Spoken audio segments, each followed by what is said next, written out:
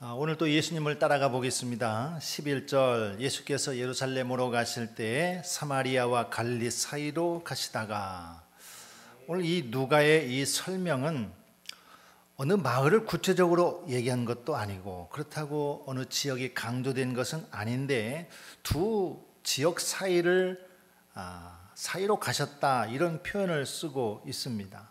사마리아와 갈릴리 사이로 지나갔다는 말, 이런 표현을 왜 했을까 한번 좀 생각해 보게 됩니다. 사이로 지나간다, 이 얘기를 통해서 혹시 무엇을 말하는 것은 아닐까, 그런 생각도 듭니다. 여러분도 한번 생각해 보시기 바랍니다. 자, 계속 가보겠습니다. 그 사이로 지나가시다가 한 마을에 들어가셨습니다. 그 사이에서 한 마을에 들어가셨는데 멀리서 나병 환자 10명이 예수님을 보고 소리 지르기 시작했습니다. 예수 선생님이여, 우리를 불쌍히 여기소서. 갈릴리와 사마리아 사이로 지나가시다가 한 마을에 들어갔는데 그 마을 경계선에서 어쩌면 이 10사람의 나병 환자를 만나게 되었는데 그들이 다짜고짜 예수님께 소리 지릅니다. 예수 선생님이여, 우리를 불쌍히 여기소서. 성경에 나오는 이 나병이라고 하는 질병, 예전에는 문둥병이라 이렇게 기록했습니다만 지금은 한센병이라 이렇게 부르기도 하죠. 이 병이 성경에서 많이 언급되는데 이 나병은 다른 어떤 질병보다 좀 부정하다, 더럽다, 그렇게 여겨졌던 질병이었습니다. 그래서 가까이 할 수 없고 같이 공동체로 살 수 없고 마을 변두리 아니면 성 밖에서 살아야 했던 자들이 이 나병 환자들이었습니다. 그러니까 하나님께서 이 병에 대해서 정말 부정한 병으로 말씀하셨기 때문에 어쩌면 종교적인 이유로 그래서 예루살렘 성 안에도 들어가지 못하고 밖에서 살아야 했던 사람들이다. 심지어 어떤 정상적인, 그러니까 건강한 사람이 자기에게로 오면은 소리 질러야 했습니다. 나는 부정한 사람이요, 나는 부정한 사람이요. 그 사람이, 건강한 사람이 내게로 와서 전염되지 못하도록 자기가 나병이라는 것을 드러내야 했습니다. 밝혀야 했습니다. 이것이 나병이라는 것이죠. 오늘 이 10명의 환자도 예수님께로 가까이 올 수는 없었고 예수를 만나 멀리 서서 그랬습니다. 멀리 서서 소리를 높여 이르되 예수 선생님이여, 우리를 불쌍히 여기소서. 여러분, 이 10명의 나병 환자들은 사실 저는 중요한 결정을 했다라고 생각을 합니다. 어떤 결정했냐? 첫째는 예수님이 지나간다는 소문을 들었습니다. 그리고 우리가 예수님을 불러야 되겠다, 만나야 되겠다, 우리가 예수님을 만나야 되겠다, 이런 결심을 했습니다. 근데 가까이 만날 수는 없고 두 번째 결심한 것이 무엇이냐면 소리쳐서 불러서 요청하는 일이었습니다. 예수 선생이여, 우리를 불쌍히 여기소서라고 그들은 외쳤습니다. 이 나병 환자들의 외침, 우리를 불쌍히 여겨달라고 하는 외침은 참 중요한 외침이고 기도라고 생각을 합니다. 제가 예전에 중요한 기도를 할 때가 있었는데 분명히 기도 제목이 있어서 그것을 위해서 기도하는데 그 기도 제목을 위한 기도는 제 입에서 나오지 않고 나를 불쌍히 여겨주셔서 이 말만 계속 반복하는 겁니다. 한 주간 내내 반복합니다. 이상하다. 이 기도만 늘 나왔습니다. 저에게는 그런 믿음이 있습니다. 주여 나를 불쌍히 여기소서. 이 기도는 참 좋은 기도다. 오늘 나병 환자들이 외친 것은 아주 중요한 외침입니다. 이것을 기도라고 치면은 아주 중요한 기도입니다. 주님, 나를 불쌍히 여겨주소서. 우리가 하나님 앞에서 정말 외쳐 기도하지 못하고 다 아뢰이지 못할 때 어쩌면 그 한마디, 아버지 나를 불쌍히 여겨주소서, 이 한마디의 기도가 중요하지 않을까. 그래서 이들은 주님 나를 불쌍히 여겨달라는 외침을, 기도를 예수님께 드렸던 겁니다. 이 10명의 나병 환자는 예수의 소문을 듣고 작심했다고 그랬습니다. 마음이 하나가 되어서 소리를 높였다고 했습니다. 너와 나, 그것이 아니라 지금 우리의 문제, 우리의 이 필요, 그래서 우리를 불쌍히 여겨, 우리는 은혜가 필요하기 때문에, 우리는 치료가 필요하기 때문에 우리를 불쌍히 여겨 주옵소서. 그들이 한 목소리로 예수님을 향해서 부르짖었던 것입니다. 이 간절한 외침에 예수님의 발걸음이 멎었습니다. 그리고 주님은 그들을 보셨습니다. 주님은 그들에게 말씀하셨습니다. 가서 제사장들에게 너의 몸을 보여라. 이렇게 말합니다. 가서 제사장들에게 너의 몸을 보여라. 나병 환자, 이 병이 낫는 것은 의사에게 가야 처방을 받고 나았습니다 할 텐데 제사장에게 몸을 보이라고 말씀했습니다. 이렇게 말한 것이 무슨 뜻인지 이 사람들은 다 알았습니다. 이 나병은 의사가 나았다고 진단하는 것이 아니었습니다. 제사장이 진단합니다. 제사장이 나았다고 선언해주면 얼마 동안의 기간을 거쳐서 그는 다시 공동체로 들어와 살 수가 있습니다. 나병이 나았다고 판단하는 것은 제사장입니다.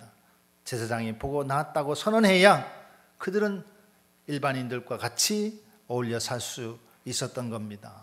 그러니까 예수님께서 가서 제사장들에게 너희 몸을 보이라, 이 말이 무슨 뜻인지 알았다는 거예요. 그래서 즉시로 예수님의 말을 듣고 순종했습니다. 예수님의 말씀에 순종해서 제사장에게로 그들의 걸음이 출발되었습니다. 여러분, 이것도 얼마나 귀한 믿음인가요? 우리가 말씀을 듣고 아멘 하지 않습니까? 우리가 말씀 듣고 순종하지 않습니까? 정말 귀한 믿음이라고 생각을 합니다. 이 나병 환자들의 이 믿음을 보니까 점점 중요한 믿음을 드러내고 있구나. 첫째는 예수에 대한 소문을 듣고 결심했다고 했죠. 마음먹는 일부터 시작하는 것이 얼마나 중요합니까? 두 번째는 크게 부르짖어 기도했습니다. 그리고 세 번째는 주님 말씀에 순종했습니다. 점점 더 좋은 믿음의 단계로 가고 있다는 것을 보여주는 것 같습니다. 가서 제사장들에게 너희 몸을 보여라. 이 10명이 같이 제사장들에게로 향합니다. 그런데 그들이 가다가 자기 몸에 변화가 일어나는 것을 알았습니다. 가다가 깨끗함을 받은지라. 가다가 이 나병이 나았습니다. 그 나병의 병고침은 주님 말씀에 순종하는 과정에서 일어났습니다. 그러니까 나병 환자들이 특별히 뭘 한 게 없습니다. 단지 불쌍히 여겨달라고 기도한 것, 가라고 하니까 순종해서 간 것, 그것뿐입니다. 그런데 가다가 그들이 자기 몸이 변화되고 나은 것을 알았습니다. 주님 말씀에 순종했을 때 그들의 몸에서 신유의 역사가, 하나님의 치유하심이 일어난 것을 깨달았던 겁니다. 10명이 가다가 다 나음을 받았습니다. 자기 몸에 변화가 있었다, 나았다, 이것을 확증하려면 가장 먼저 어디로 가야 되냐면 제사장에게로 더 빨리 가야 됩니다. 지금 제사장들에게로 가는 길인데 내 몸이 나았어요. 그럼 이것을 확인받으려면 다시 당연히 제사장들에게로 가야 됩니다. 그 걸음이 더 빨라졌을 겁니다. 빨리 가서 내 몸이 나은 것을 보여서 확증을 받아야지. 제사장에게로 가는 것이 너무나 마땅합니다. 확진 판정서를 받아와야 됩니다. 그래야 집에도 가고 정상적인 생활을 할 수 있기 때문에.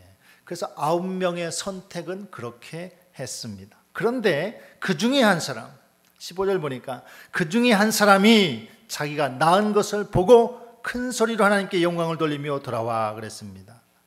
이 사람 때문에, 이 한 사람 때문에 오늘의 이야기가 판이 뒤집어지는 겁니다. 이 한 사람 때문에. 여러분, 나병 환자로 살았다, 우리가 이 그냥 텍스트로 읽지만 그냥 가만히 생각해서 그들의 입장에서 생각해 보면 얼마나 기구한 인생이었을까. 내 몸이 그냥 작은 병도 아니고 부정한 병, 어울릴 수도 없고 가까이 갈 수도 없고 그런 병입니다. 자기 신체를 얼마나 한탄했을까요? 자기 부모를 원망하지 않았을까요? 아니면 나에게 병을 전염시킨 사람을 원망하며 살지 않았을까요? 한두 해가 아니라 거의 평생 동안을 이 나병으로 살았다면, 이거 고칠 수 없는 병이기 때문에 나병으로 평생을 살았다면 그들의 입에서 뭐 노랫가락이 나올 수 있었을까요? 감사하다는 말 한마디가 나올 수 있었을까요? 평소에 그들이 얼마나 힘들게 살았을까 우리는 얼마든지 짐작할 수 있습니다. 참 나병이라고 하는 그 중한 병으로 참 불행한 인생을 살았구나. 그런데 그 한 사람은 자기가 나은 것을 보고 그랬습니다. 비참했던 자기 몸의 변화가 일어난 것, 비참했던 자기 몸뚱아리가 깨끗해진 것을 보고는 그는 가장 먼저 하나님께 영광을 돌렸습니다. 하나님, 아버지, 뭐 길게 기도했겠습니까? 감사합니다. 하나님께 영광을 돌린 것이죠. 자기 몸의 변화를 보고 하나님께 즉시로 영광을 돌렸다는 겁니다. 그리고 돌아와 그랬습니다. 방향을 돌립니다. 어디로요?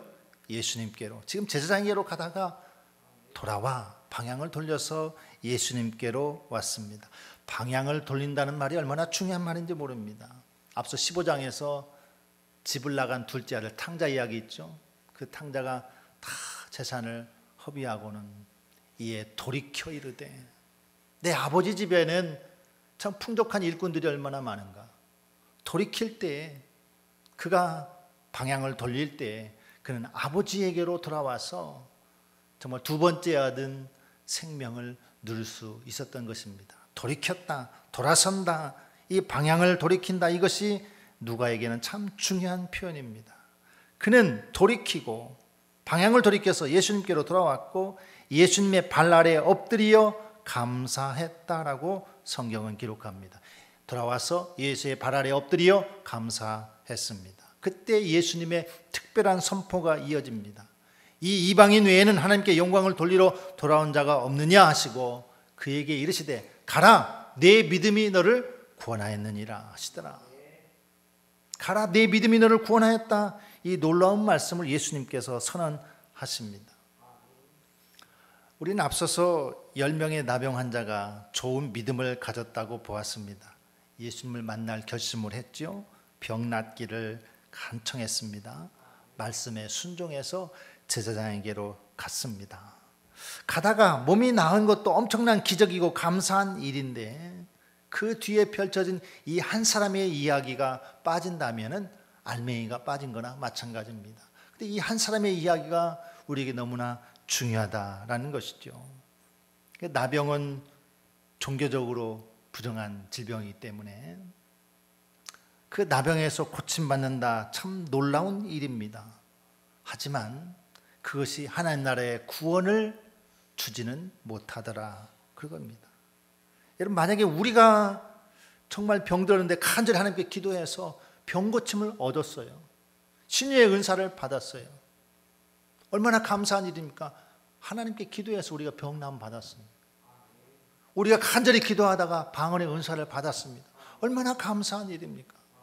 그러나 그것이 우리의 구원을 직접적으로 담보해 주는 것은 아니다 하는 것입니다. 이 10명이 결심했고 간청했고 순종해서 가다가 병 고침을 받았는데, 근데 9명과 한 사람의 운명은 달라졌다. 그 한 사람은 방향을 돌이켜서 주님께 돌아와 엎드려 감사했는데 예수님께서 내 믿음이 너를 구원하였다고 하는 이 놀라운 말씀을 듣게 된 것입니다. 예수님으로부터 이 한 사람이 구원을 선포받았습니다. 그러니까 예수님이 많은 기적을 베풀었습니다. 병자들을 고쳤습니다. 예수님께서 물론 병자들을 고치고 기적을 행하셨지만 그것이 목적이 아닙니다. 기적이 목적이 아닙니다. 그것을 통해서, 예수님을 통해서 하나님의 구원을 얻게 하는 것이 예수님의 가장 큰 사명이었던 겁니다.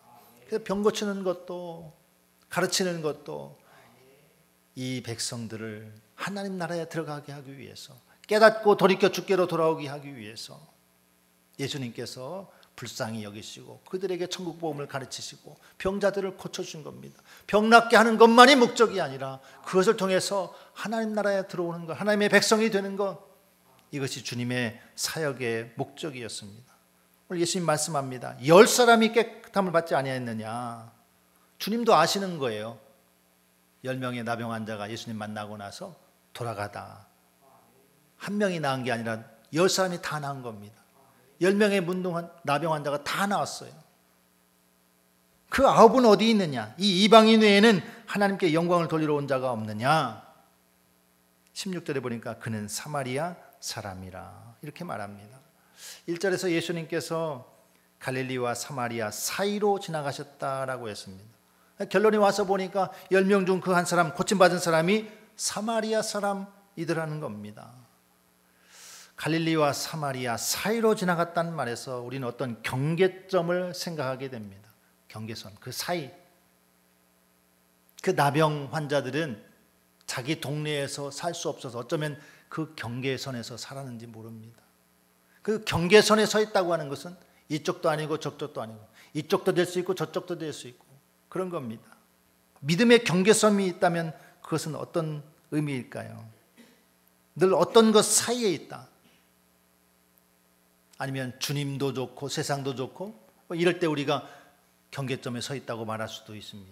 바알이냐 여호와냐, 이스라엘 백성들이 갈멜산에서 엘리야가 호통칩니다.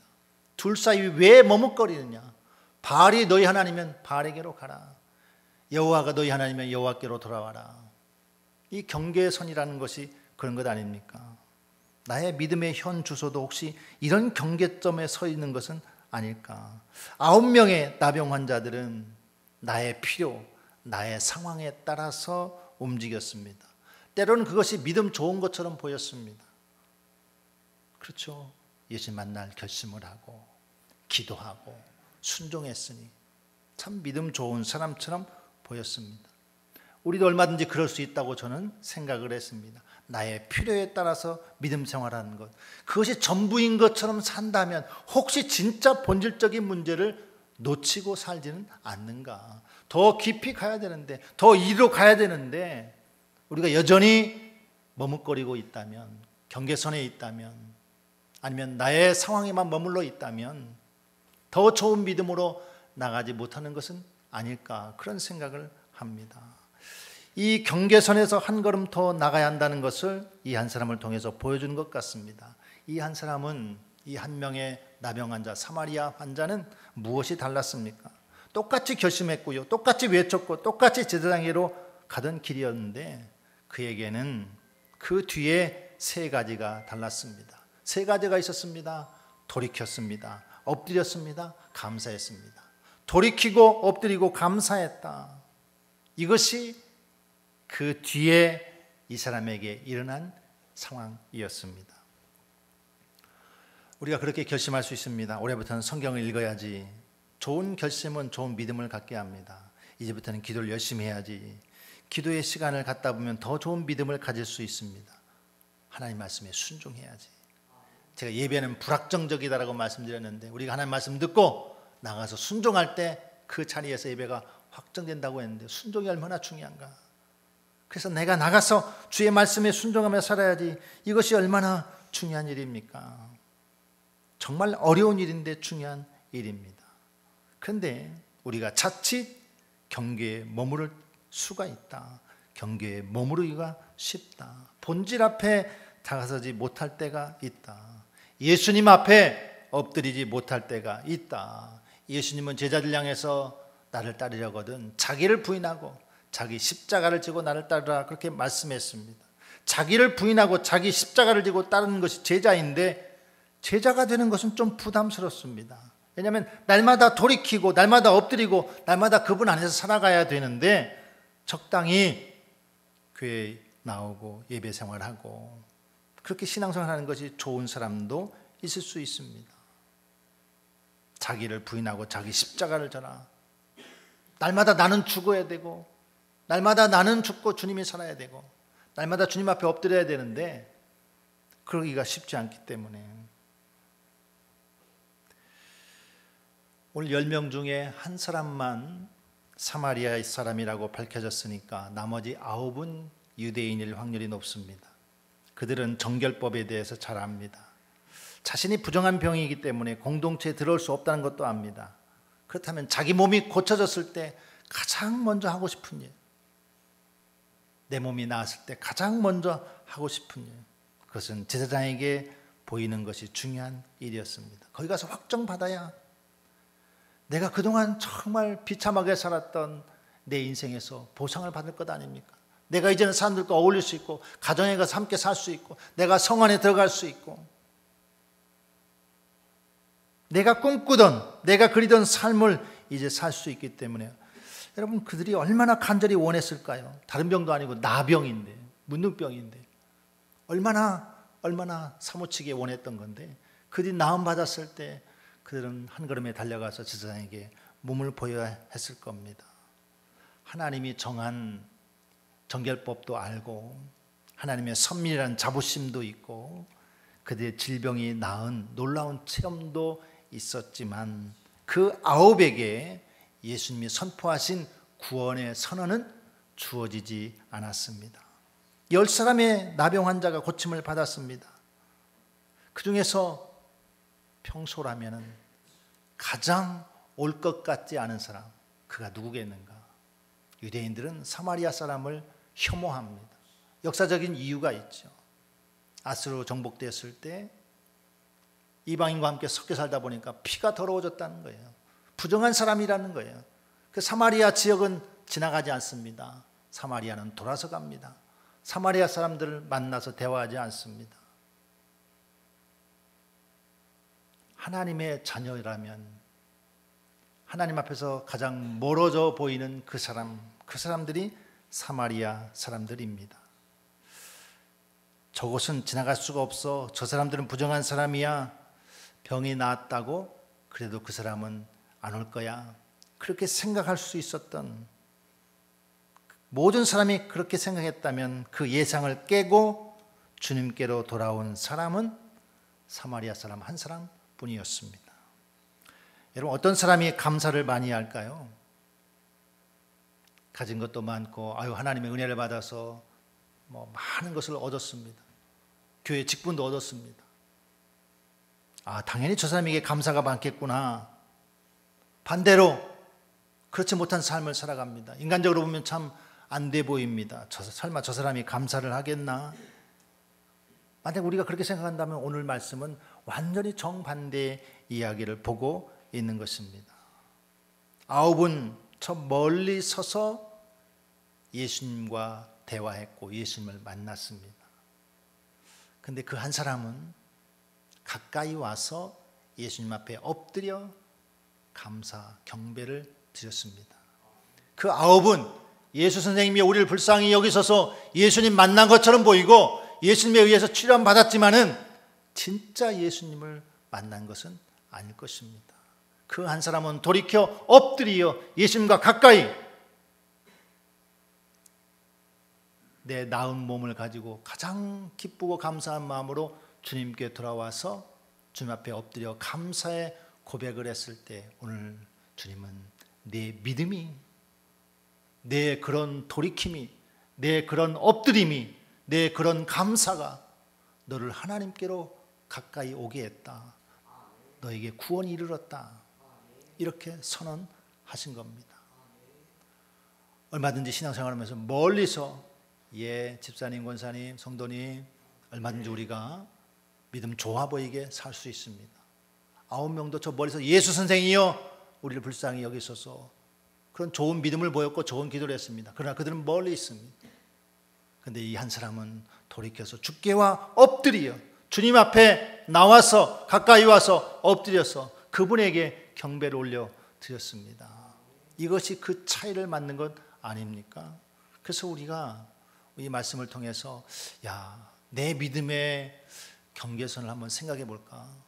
내가 정말 본질적으로 주님 앞에 가까이 엎드리고 주님 앞에 나가고 있는가?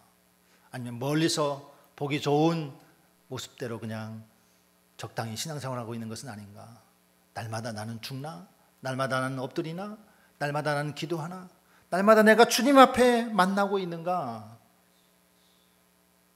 우리 자신에게 이 질문을 던져야 할 것입니다. 사랑하는 성도 여러분, 우리 주님이 우리를 사랑하셔서 우리의 연약하고 부족한 거 다 하시고 우리의 요구도 다 들어주십니다. 고쳐주시고 채워주시고 모든 것을 풍성하게 해줍니다.